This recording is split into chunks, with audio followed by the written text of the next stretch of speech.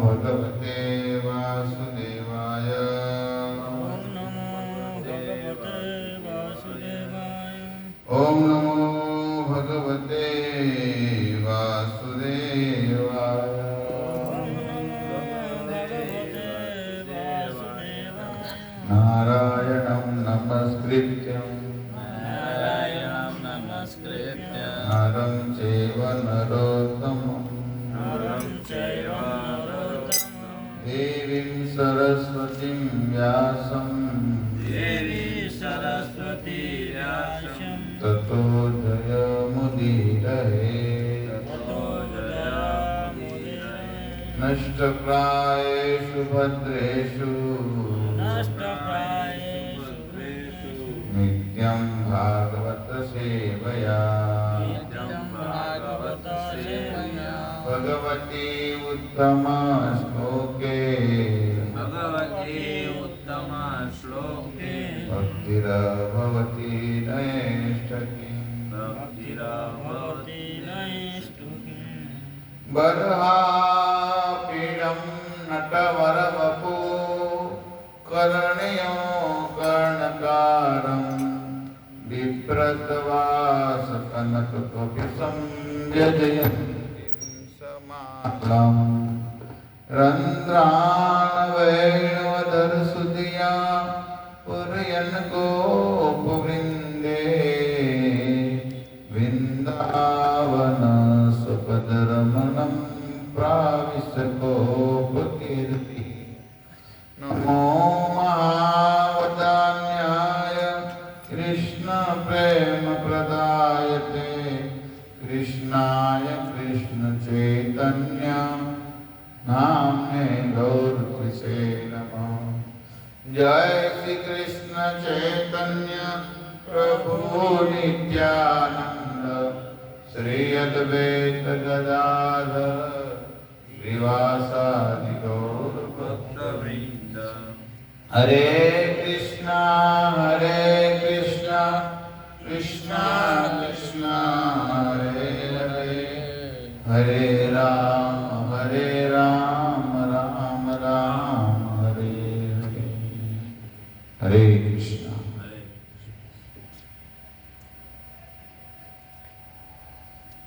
कार्तिक मास के पवित्र तिथि आज नवमी है। कल बहुलाष्टमी था। श्रीमती राधा रानी के पवित्र कुंड है, राधा कुंड का श्याम कुंड में उनका प्रागट्य है। शीतकाल कथा हमने सुनी। तो हम यहाँ पर कार्तिक मास के महिमा का गुणगान कर रहे हैं। तो फिर आज भगवती माँ पार्वती ने महादेव जी को प्रश्न पूछे। देखो,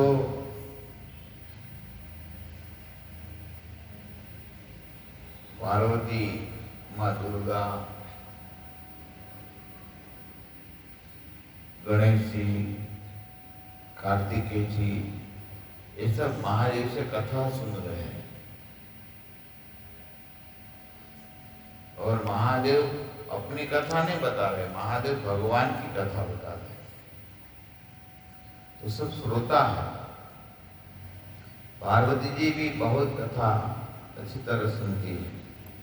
पूसे रघुपति कथा प्रसंगा। भगवान के, राम के बारे में, कृष्ण के बारे में और इसके भक्त के बारे में नए नए प्रश्न करती है माता। आज प्रश्न किया है, हे प्रभु, हे ईश्वर, हमारे नाथ, आप विश्वेश्वर श्रेष्ठ भक्ति का क्या स्वरूप है जिससे जान्य मात्र से मनुष्य को सुख प्राप्त होता है? केवल जानने मात्र से सुख होता है, ऐसा प्रश्न पूछे। अभी वो फिर सेवा पूजा करेगी तो बात अलग ही। आज माता पार्वती ने प्रश्न किए, हे प्रभु, हे नाथ, आप बतलाइए किस तरह मनुष्य का जानने से इसका कल्याण हो, इसका सुख हो। तब भगवान महादेव कहने लगे, देखो महादेव को कितना सर है भगवान शिव जी को, भगवान शिव जी को कितना सर है पता नहीं। भगवान शिव को कितना सर है?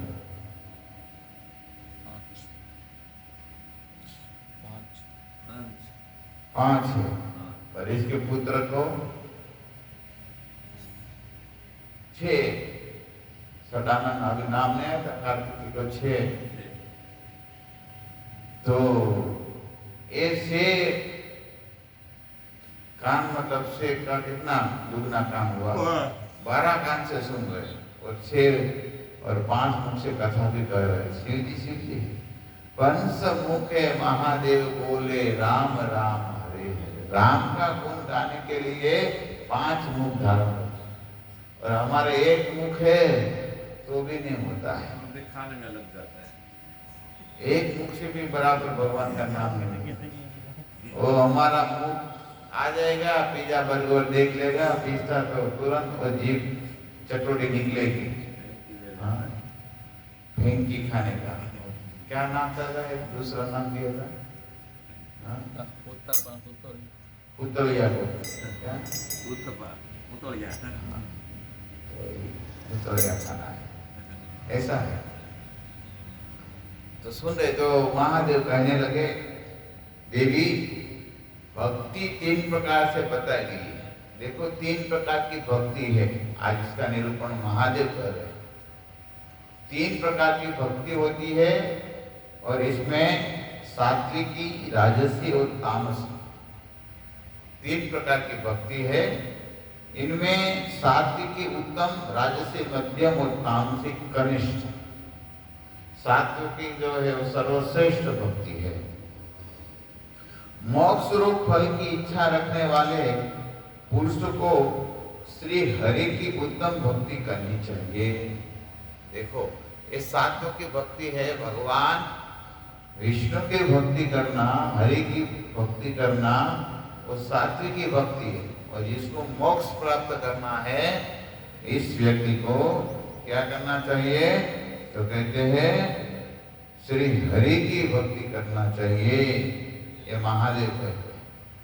और अहंकार को लेकर या दूसरे को दिखाने के लिए अथवा ईर्ष्यावश या दूसरों का सहार करने की इच्छा से जो किसी देवताओं की भक्ति की जाती है, वह तामसी है। देखो तो देवताओं की भक्ति करते हैं दूसरे को दिखावा करने के लिए, हम भजन करते हैं देवी देवता का जो करते हैं, यहाँ शिव जी कहते हैं, वो तामसी भक्ति। अर्थात दिखावा करते हैं। कभी कभी कोई ऐसी मन भी रखती है देवी देवता को, वो मर जाए, देखो ऐसा भी देवी देवता के पास मानते हैं। तो ये सब तामसी भक्ति, ऐसी भक्ति बोला ही नहीं गई, यहाँ पर मना कर रहे। और जो विषयों की इच्छा रखकर अथवा यश और ऐश्वर्य की प्राप्ति किए भगवान की पूजा करता है, उनकी भक्ति राजसी मानी गई है। भगवान की पूजा तो करते हैं, लेकिन खुद का यश हो, मेरा नाम हो, ऐसी भक्ति करने के लिए जो करते हैं भगवान की, वो भक्ति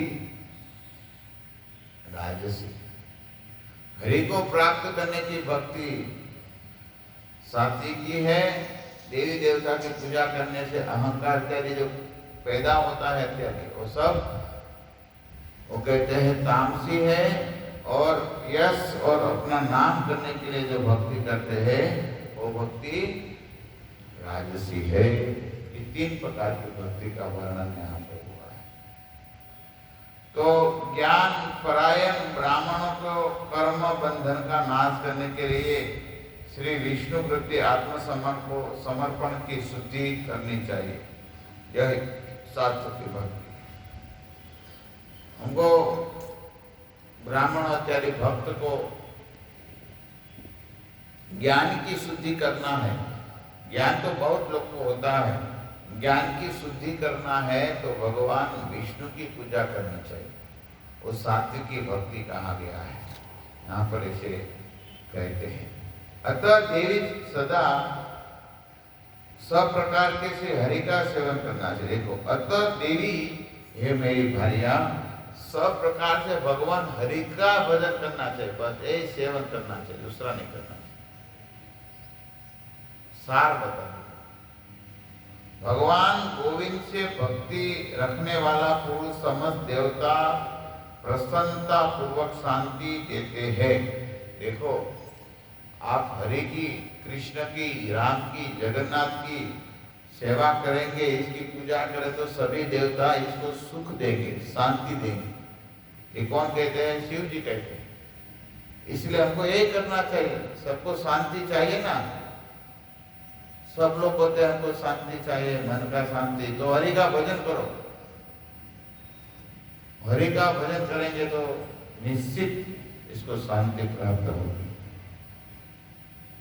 ब्रह्मा आदि देवेश्वर उसका मंगल करते हैं। देखो, भगवान विष्णु की पूजा, गोविंद की पूजा करते हैं तो क्या होता है? तो कहते हैं ब्रह्मा इत्यादि इसकी पूजा करते हैं, मंगल करते हैं, और प्रधान प्रधान मुनीश्वर उन्हें कल्याण प्रदान करते हैं। जो भगवान गोविंद की भक्ति रखते हैं उनके लिए भूत पिशाचों हित समस्त यह शुभ हो जाते हैं। भूत भी, देखो सुखदेव, गोविंद का भजन करते हैं तो भूत भी इसका मित्र बन जाता है। इसी कई कथा है।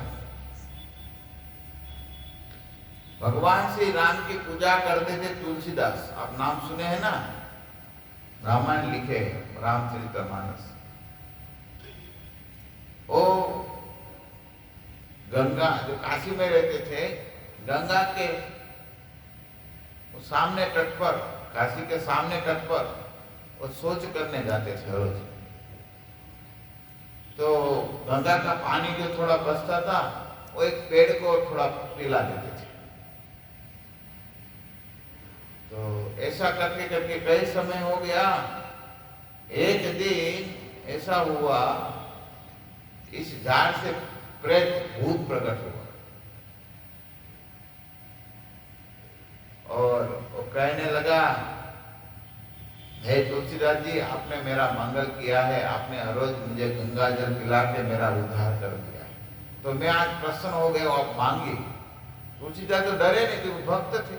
भक्त होते हैं ना, ऐसा यहाँ पर कहा है ना, भूत भी मित्र हो जाते, तो डरे नहीं। तो तुलसीदास ने पूछा, आप कौन है? तो बोले, मैं पिशाच हूँ, भूत हूँ। तो क्या है? अरे आपने गंगा जल पिलाया है हर रोज मुझे, मैं प्रसन्न हो गया हूँ, अभी मेरी मुक्ति निश्चित है, गंगा जल पिलाया है।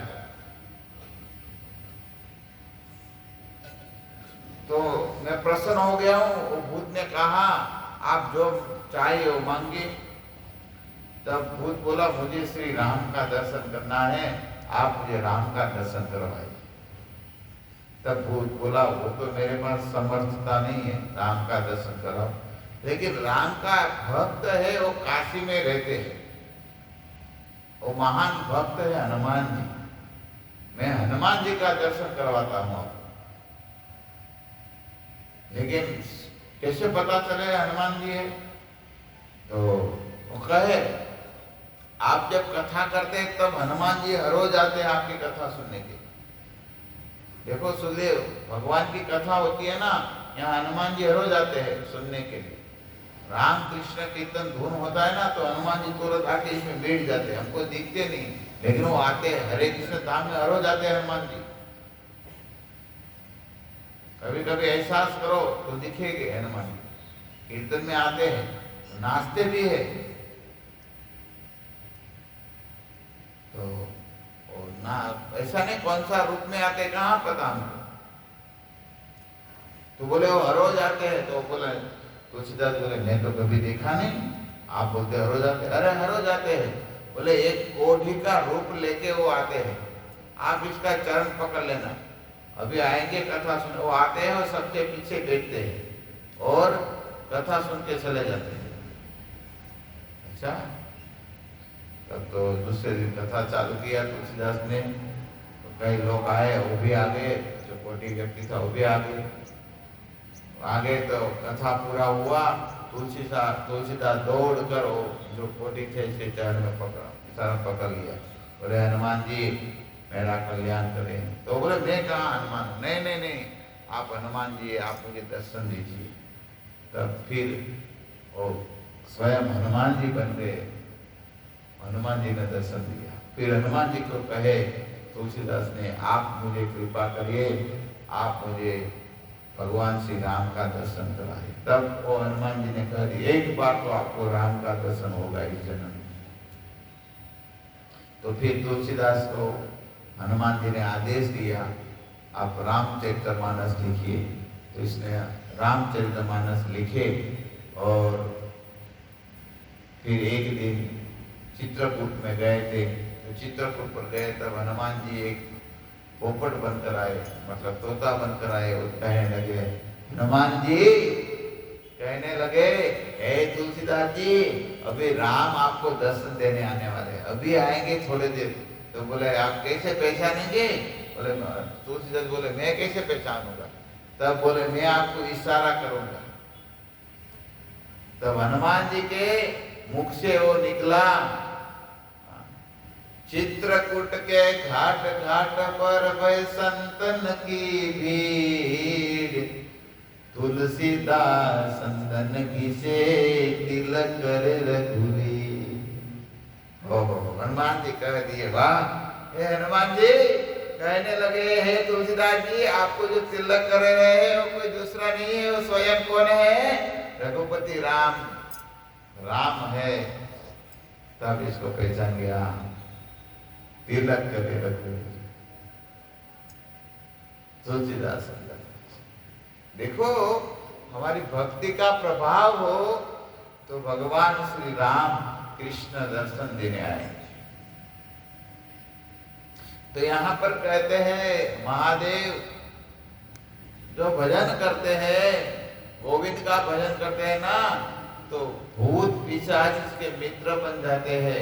ऐसे कई व्रज में कई संतों की कथा है। प्रभुपाद जी का भी एक जगह पर गए थे तो भूत बंगला में रहने के लिए कहे थे प्रभुपाद जी को। प्रभुपाद जी बोलेगे मुझे कोई बात नहीं, मैं भूत बंगला में रह जाऊंगा। और प्रभुपाद जी गए तो प्रभुपाद जी को दिखाई भी देता था लेकिन कुछ बिगाड़ नहीं पाता था। और कई दिन प्रभुपाद ने महामंत्र का गान किया और भूत का उद्धार कर दिया। मीराबाई की भी ऐसी कथा है। राणा जी ने बड़ा महल बनाया था, वो महल में भूत रहते थे। तो मीराबाई ने कहा आप इसमें रहे। तो मीराबाई यहाँ पर रहने लगी भूत बंगला में। और भूत हर रोज आते थे। मीराबाई तो कीर्तन करती थी, भूत आके बैठ जाते सुनने के लिए। देखो ये भक्त का कितना प्रभाव होता है। आप कृष्ण की भक्ति तो करिए, भक्ति करेंगे ना तो निश्चित भूत भी हमारा कुछ नहीं बिगाड़ पाएंगे। अरे भक्त का नाम लेने से भूत चला जाता है। हनुमान जी के बारे में क्या लिखा है? हनुमान जी के बारे में आता है ना, भूत पिशाच निकट न आवे। हनुमान जी का नाम लेने से। पहले छोटे थे तो अकेले अकेले जब गांव में थे तो कुछ जगह पर जाते थे ना, जैसे दोपहर में 12 बजे भी डर लगता था। एक जगह पर मैं गांव में हमारे खेत के एक जगह पर यहाँ भूत होता था। तो यहाँ पर पेड़ था, इधर खिजड़े का पेड़। तो वो जगह आती थी तो मुझे डर लगता था।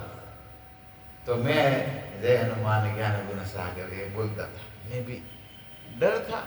बच्चा था 10-12 साल का, क्या करे, डर लगता था। तो भूत पिशाच निकट नहीं आते। देखो माता जी आज कमल लाई, भगवान प्रसन्न हो जाएंगे।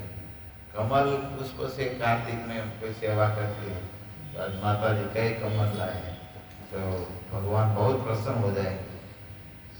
सब इसके पुण्य, सब होता है ना, पुण्य का ढेर लग जाएगा, तब पाप सब निकट नहीं आएगा। इसके विमान आएगा लेने के लिए। कार्तिक में भगवान को कमल देते, जिसके लिए विमान आते हैं। आएंगे आएंगे विमान लेने आएंगे आपको। तो यहाँ पर मैं बता रहा हूँ, तो फिर वो मीराबाई भजन करती तो कीर्तन गाते, भूत नाचे थे, हरे कृष्णा कृष्णा कृष्णा हरे हरे, हरे राम। आप बोलो तो सही, वो तो भूत नाचते थे, तो यार भूतनाथ सब देखे तो भी नहीं बोलते। भूत के नाथ कौन है? शिव जी है। और दूसरा भूत मतलब जीव होते हैं, समझ गए? और जीव के नाथ भगवान कृष्ण है, जगन्नाथ, समझे? तो हमको नाचना चाहिए, बोलना चाहिए, हरे कृष्णा कृष्णा कृष्णा हरे राम राम हरे। तो ये सब यहाँ पर कथा कह रहे हैं महादेव। तुम्हें कथा कहा ना, तो ये मीराबाई के एक दिन ये सब भूत गाने लगे, हे मीराबाई, आपने हरिनाम सुनाकर हमारा उद्धार कर दिया है, हम आपको आशीर्वाद देते हैं। आपको आशीर्वाद देने लगे, आपको कृष्ण मिलेगी। देखो भूत भी आशीर्वाद देते हैं। तो भजन करेंगे ना तो भूत भी मित्र हो जाएंगे। तो इसी तरह यहाँ पर कहते हैं, फिर आगे बहुत सुंदर बात कहते हैं, भगवान गोविंद में भक्ति रखने वाले मानव के शरीर में सदा गंगा, गया, नैमिषारण्य, काशी, प्रयाग और कुरुक्षेत्र आदि तीर्थ निवास करते हैं। तो ये जो गोविंद का भजन करते हैं, श्लोक लिखे हैं, गंगा गया नेमि पुष्कराणि, काशी प्रयाग कुरुजांगानि, तिष्ठन्ति देहे कृत भक्ति पूर्वे, गोविंद भक्ति वहता नराणाम। देखो कह दिया, गोविंद का कोई भजन करते हैं तो भगवान का भजन करने से सब तीर्थ इसके शरीर में आ जाते हैं। तीर्थम कुर्वन्ति तीर्थानि। युधिष्ठिर महाराज कहते हैं, हे विदुर जी, आप तो तीर्थ को भी पवित्र करने वाले बड़े तीर्थ है। भक्त में इतनी ताकत हो जाती,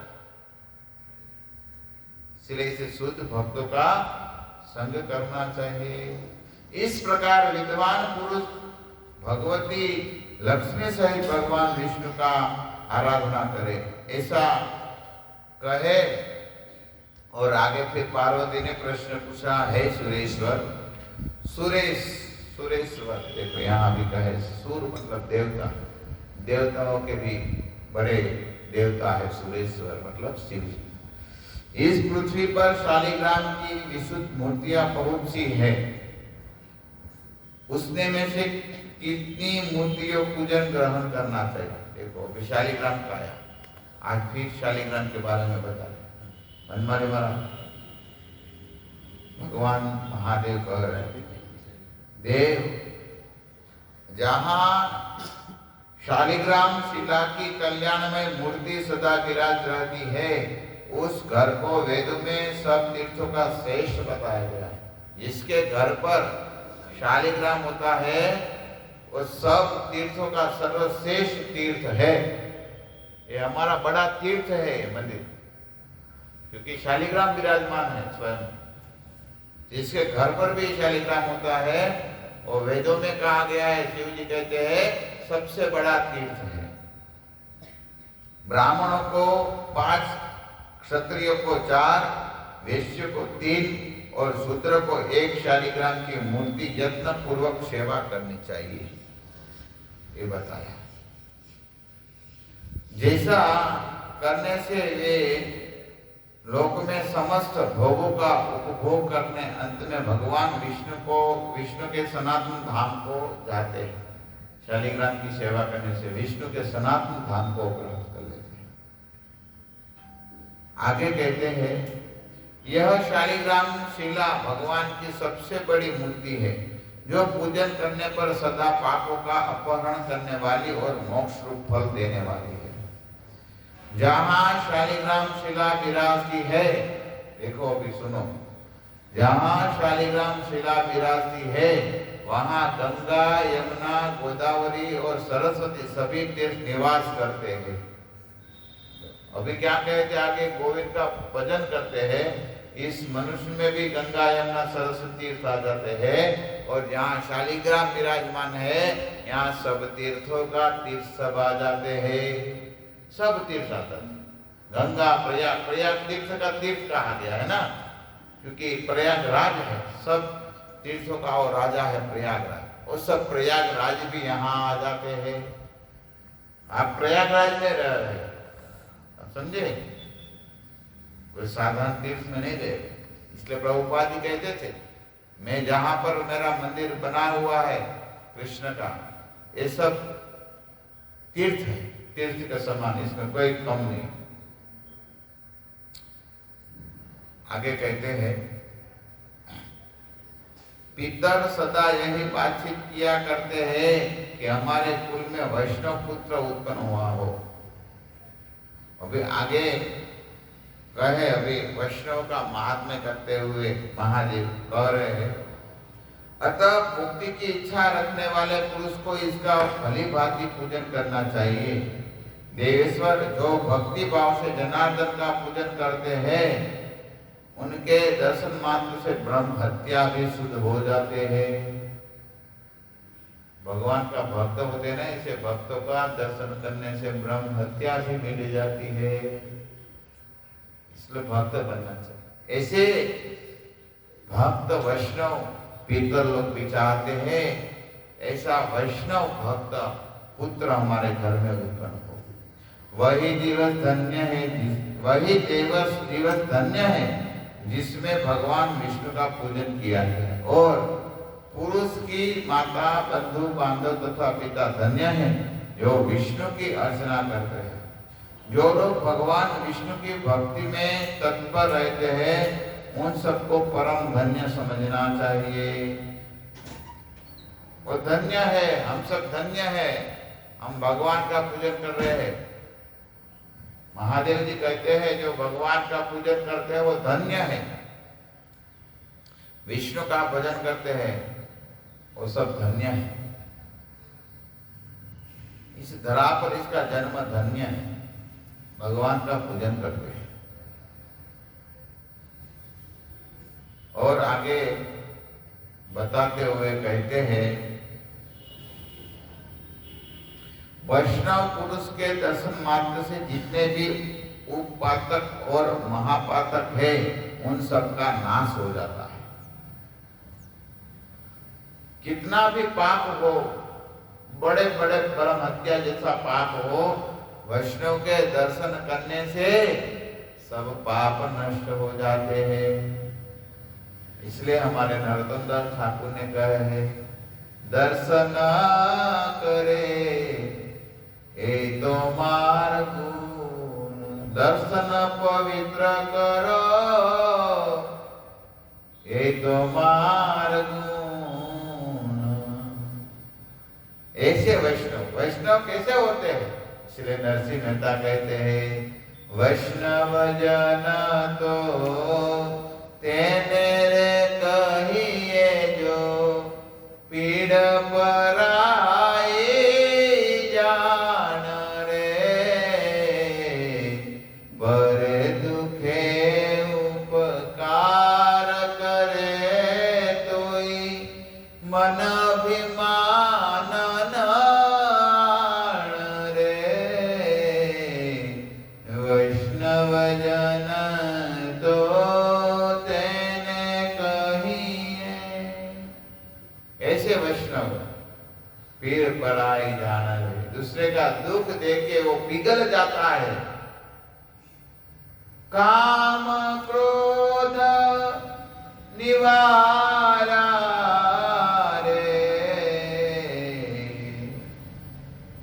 धन धनयनी जननी रे, परधव न जाने जा रात रे। बहुत इसमें व्याख्या दिया है। अंत नरसिंह मेहता कहते हैं, वणे नरसैयो दर्शन करता, कुड़ई को तेर तारा रे, वैष्णव जन तो तेने कहे जो पीड़ पराए जान रे। वैष्णव जन એને કહેવાય પીડ પરાય।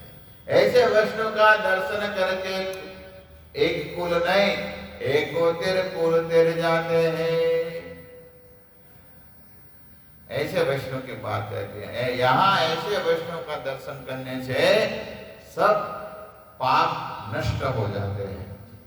फिर आगे कहते हैं, भगवान विष्णु की पूजा में संलग्न रहने वाले मनुष्य अग्नि की भांति तेजस्वी प्रतीत हो जाते हैं। अग्नि कितना तेज होती है, इसी तरह भगवान विष्णु की जो भजन करते हैं वो तेजस्वीमान दिव्यवान हो जाते हैं। हाँ, और आगे कहते हैं, भगवान विष्णु का भक्त पवित्र को भी पवित्र बनाने वाला तथा संसार रूपी कीचड़ के दाग को धो डालने वाला दक्ष होता है, इसमें तनिक भी संदेह नहीं है। कितना वैष्णव भक्तों का महिमा है। इसलिए हम सब भक्त को वैष्णव का दर्शन करना चाहिए, वैष्णव का संग करना चाहिए। इसलिए क्या कहते हैं हमारे महाप्रभु, क्या कहते हैं, साधु संग सर्वशास्त्र कई, लव मात्र साधु संग सर्व सिद्धि है। साधु का संग, इसलिए भक्त वैष्णव का संग करना चाहिए।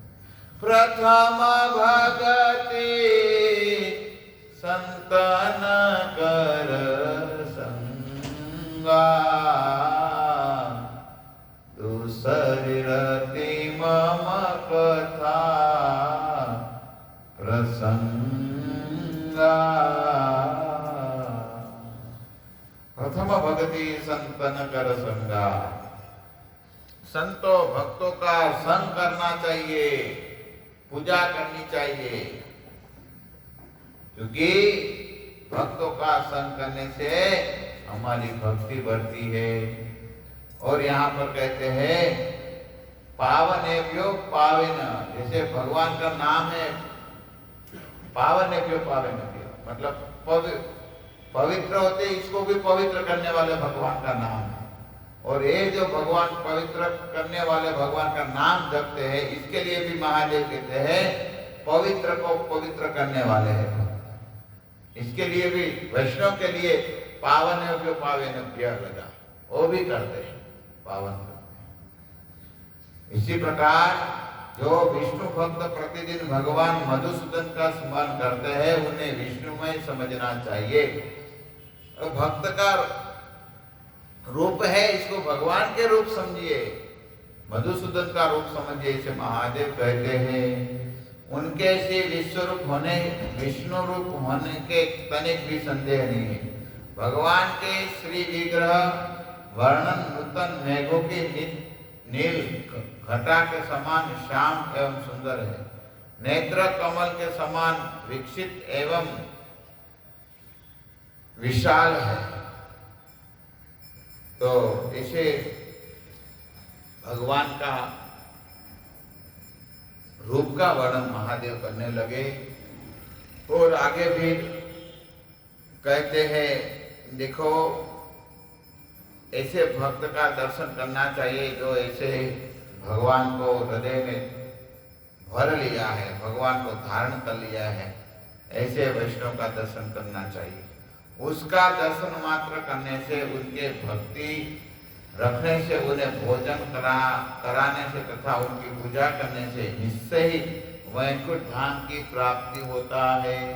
लो, ऐसे वैष्णव को भोजन करने मतलब प्रसाद खिलाने से बनमाली प्रभु कहते हैं वैकुंठ धाम की प्राप्ति हो जाती है।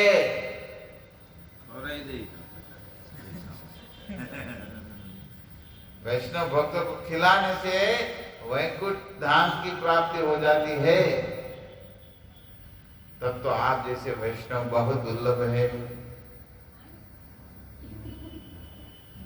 हमारे मंदिर में सब आप सब भक्त है, बहुत आनंद होता है। आप सब वैष्णव हो, इसलिए गृहस्थ लोग को ऐसे वैष्णव को खिलाना चाहिए। हाँ?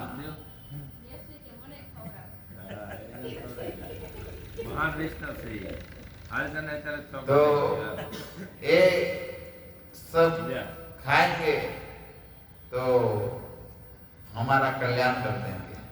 हम तो वैष्णव है ही नहीं, जो है इसकी सेवा करनी चाहिए। नाम कैसे हमारे मंदिर में देखो, तुकाराम है, फिर सुखदेव नाम है, संकीर्तन सदा कीर्तन हरि रहते हैं, और बलराम जी के नाम है रोहिणी नंदा, देव की नंदा। देखो ये सब वैष्णव है, ऐसे वैष्णव का आप सेवा करिए। सुखदेव महाराज तब सेवा करेंगे तो क्या हो जाएंगे आप? तो यहाँ पर लिखे है, देखो मैं दूसरी बार पढ़ता हूँ महादेव का शब्द। ऐसे भक्तों का दर्शन मात्र करने से, उनमें भक्ति रखने से, उन्हें भोजन कराने से तथा उनकी पूजा करने से निश्चय ही वैकुंठ धाम की प्राप्ति होती है। निश्चय ही वैकुंठ धाम की प्राप्ति। इसलिए वैष्णव की सेवा करनी चाहिए। ये सारे आज के हमारे पद्म पुराण महादेव कहते हैं इस अध्याय का सार। इसलिए वैष्णव का निंदा मत करो, चुगली मत करो, वैष्णव की पूजा करो, इसका गुणगान गाओ। ये सार है। वैष्णव का गुणगान गाना चाहिए। गुण नहीं है तो भी इसमें गुण देखो, इसमें अवगुण मत देखो। गुण देखेंगे ना तो एक दिन वो गुण का प्रभाव से आप में इसमें भक्ति दिखाई देगी। देखो भगवान ने कोई भी जीव बनाया है, जीव में कुछ न कुछ तो गुण है ही। कृपालु है भगवान, इसलिए सब जीवों में गुण धारण। कोई कितना भी बबुल का पेड़ हो, बबुल के पेड़ में भी गुण है। कम से कम वो जब लकड़ी हो जाती तो कम से कम अग्नि देने के लिए काम आता है। आता नहीं आता है कंटक वाला पेड़ तो भी उसमें गुण है। सब में गुण देखो। सिया राम माई सब जग जानी, करहु प्रणाम कर जोरी जुग पानी। बता, सब में राम का दर्शन करो, सब में राम का दर्शन। सब जीव में भगवान विराजमान। सरस हृदय से भगवान कहते हैं मैं सबके हृदय में बैठा हूँ। सर्वस चाह हृदय से निविष्ट, मैं बैठा हूँ सबके हृदय में। भगवान बैठे, दर्शन करो, भगवान का दर्शन करो। तो इस चरक चिन्ह को आप भक्ति पा लेंगे। ये भक्ति का लता पेड़ बन जाएगी, गोलोक में भेद कर गोलोक धाम में चली जाएगा। ब्रह्मांड को भेद कर गोलोक धाम में चली जाएगी। ए ठीक है।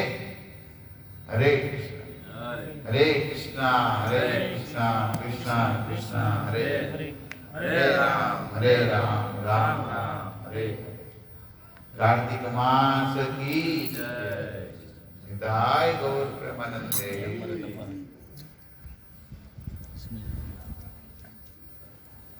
लेने